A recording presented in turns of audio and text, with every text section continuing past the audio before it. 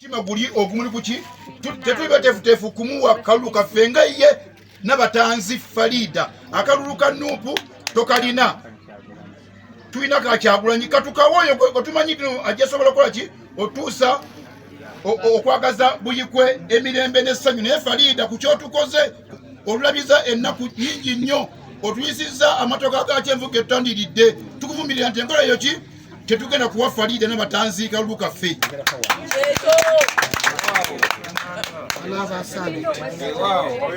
Enkyukakyuka inamu abantu bangi mulimu aba DP abeFDC kati bamemba buli muntu waddembe okuwa bakoze eki naye nga si Farida kubanga ye mama n'abadobonkanyi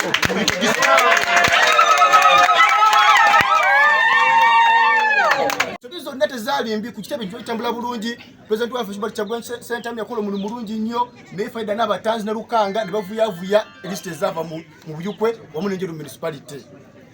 Olw'ensonga esookerwako ddala nti Farida n'abatanzi yayitanga mu bantu balowooza nti be batambula nabo n'abawa kaadi abantu abanafu abatali ku ground wabula beyasoma okuwamu obusente obutonotono bewa kaadi za Njeru municipality ne kaadi za Buyukwe district okutwalizaawa ewamu. So tukuba mulanga guno tuyite bannanjeru bonna bannabuyukwe mwenna bana gye muli nti benna byava mu kaadi mwabikola ki mwabiraba tuvuddeyo nga bannasaawa bannakibwe tukabali ku ssaawa tukwembeddwa chairman waffe Gasaaka Freddy tube nga tujje tubabulire obulumi bwaffe bwe tulina nga abantu bannankyukakyuka abaali azaamanyizibwa abagibwako obusente abamu ku ffe n'otafuna kaadi n'abo abaali azaamanyizibwa omugereza enjawulo. Nze Njaka Ibrahim Nasala Nezra mu kino kya National Platform President Kibali Kyagulanyi Ssentamu yanyingiza n'ekibiina n'ampa n'ekirabo ekya t-shirt n'enkofiira. President n'atugamba nti bwe mwayingidde ekibiina leero oba luli oba jjo tuli omuntu atya omu naye ensonga bwe zaatuka kugaba kaadi Farida n'abatanzi ne Lukanga ne basalawo bawe kaadi abantu balowooza nti be baki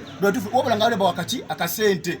Nze omuntu gubawa kaadi yaffe twatula naye ku vetting boti ku meeza y'emu nga batubuuza ebibuuzo nebatuuka n'okumubuuza emigaso gya chairperson wa division nga tagikola ki nga tagimanyi namuuza ne tikadira ku government act ne chapter etambula eri current nga tagikola ki tagimanyi. Nze kimanyi nti abantu bannanjeru si basiru abantu abiko si baki si basiru tugenda kuva ku by'okulonda kaadi tulonde abantu tulonde obuki tulonde obusobozi. So n'olwekyo buno baka bugenda wa matuba mirundi ebiri omuntu osika President Kibali Kyagulanyi Ssentamu tukusuubiza ffe bannabuyukwe Banenjeru municipality tulina akaluko ka president wa Uganda people power Kyagulanyi Ssentamu ye president waffe naye tukutegeeza ssebo Kyagulanyi Ssentamu nti Farida n'abatanzi talina kalulu Buyukwe olw'emivuyo gy'atadde mu Buyukwe district.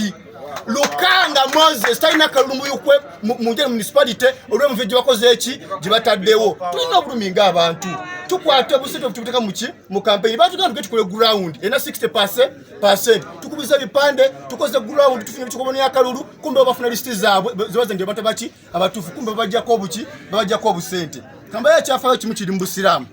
Obusiramu bugamba nti bw'obeera okkiriza mu dini y'Obusiramu tulina amateeka abiri gotenda kumenya. Etteeka erisooka kwongera ku Allah shiriki tukiza ki shiriki nti omuntu bw'atandika okweraguza Obusiramu abukola ki abuvaamu. Kati Farida n'abatanzi Lukanga bakola shiriki ow'okulya enguzi ogaba kaadi banange nimbye be batodde okuva ku kibiina kya NUP ku flag eno tujja ku independent lukwata kamono k'essaawa. So banange bannayuganda muna tubategeeza wamu ne bannabuyukwe nti nze Njaka Ibrahim nze nzize okuba nga ntebe y'Obwanjeru Central Division wa chairperson okuba nga nze owammwe ekisooka na diguli mu busomesa na diguli mu banking and finance bakwata kaadi ne bajiwa omuntu alina certificate mu bricklaying aliko kuti ono omwami akwako stamp zino kanso mudyobole ono ye wa Nuupu gwe baatuwa agendo ateekeddwa tukwirako ffenna bafulaga bearers okutukwirako ki stamp y'omulamuzi yakikola zo stamp zeeyongera bwezi tongeye muziraba ndowooza muziraba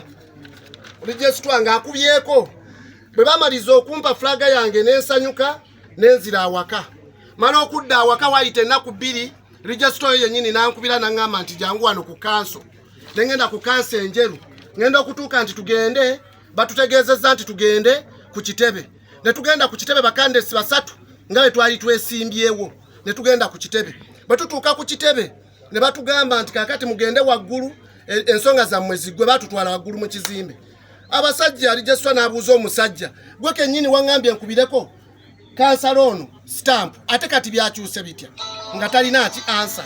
Nenziramu n'embuuza nti nze lwaki munzijjako kaadi nga talina ansa. Omuvubuka yatutwala wabuviri bwe buti buba busiba abeerawo ku kitebe kavule n'atugamba muke tujja kufuna amazima.